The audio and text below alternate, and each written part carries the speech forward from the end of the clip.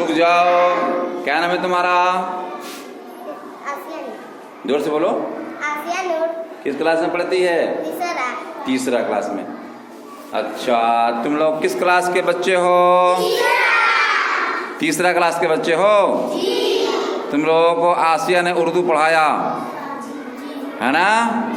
अब इसको याद करना है, ठीक है जी। आज क्या तारीख है? आज है 18 तारीख। क्या तारीख है?